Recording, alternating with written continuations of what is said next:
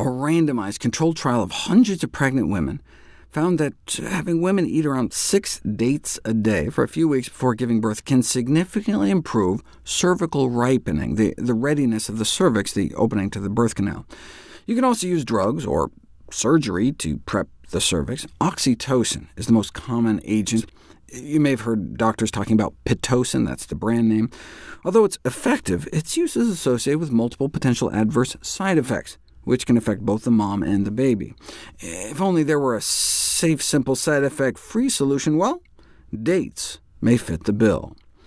The use of oxytocin for labor induction in the date group was less than half that of the control group, and the few on dates that were induced had more successful deliveries.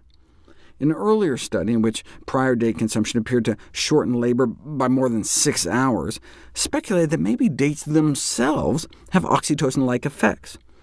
All right, how about a head-to-head trial comparing the efficacy of dates versus oxytocin in the management of postpartum bleeding? Postpartum hemorrhage, excessive blood loss after birth, is one of the major complications of pregnancy, and the leading cause of maternal mortality. As the placenta peels off, the uterus is supposed to contract to staunch the bleeding. And if the uterus doesn't have sufficient muscle tone, you can give an injection of oxytocin to help squeeze off the blood loss. Like all drugs, though, it can have side effects, sometimes causing a dangerous drop in blood pressure. There's also various devices that can be inserted to apply pressure, and worse comes to worse surgery. But why not try fruit first? Available, cheap, side effect-free, yeah, but does it work?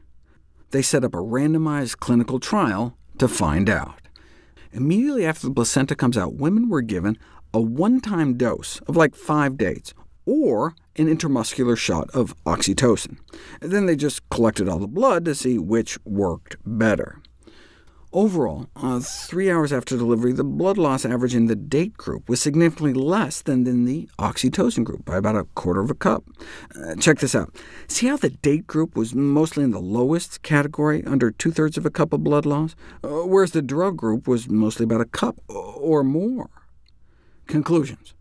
Use of oral dates, I don't know how else you'd take them, after delivery decreased bleeding more than intramuscular oxytocin, and it's a good alternative in normal delivery. But wait, if dates have oxytocin-like effects to contract the uterus, shortening labor by helping to induce earlier uterine contractions, might date consumption increase the risk of premature labor? I guess we'll never know, until now. The effect of date fruit consumption on the length of gestation. Starting at about 38 weeks, women were randomized to eat 7 dates a day or not, and eating dates did not affect delivery dates.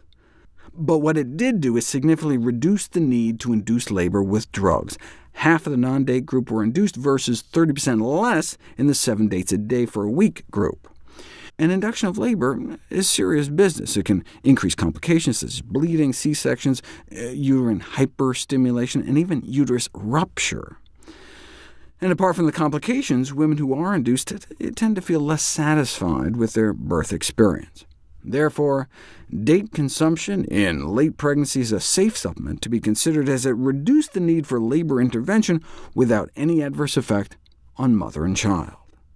The only thing we're missing now is a double-blind study, not just a randomized trial, but a placebo-controlled study, right? I mean, the women in the date group obviously knew they were eating dates, and maybe that had some kind of placebo effect. The only double-blind study I could find on dates and delivery is in Arabic, but the English abstract describes how women just entering their active labor phase were given a date syrup or placebo. That's brilliant, right? Hard to make a placebo date, but you could make some kind of placebo syrup, like, I don't know, molasses or something, right? Note when they say honey date syrup, they're not talking about a syrup of honey and dates, but a syrup made out of honey dates, which is a soft, melt-in-your-mouth variety, easy to whip into a syrup. And normal labor progression was evidently higher in the date group, around 98%, compared to less than 70% in both the placebo and control groups. And labor duration was also shorter in the date group, like 2 hours shorter. So on your due date, maybe we should give dates their due.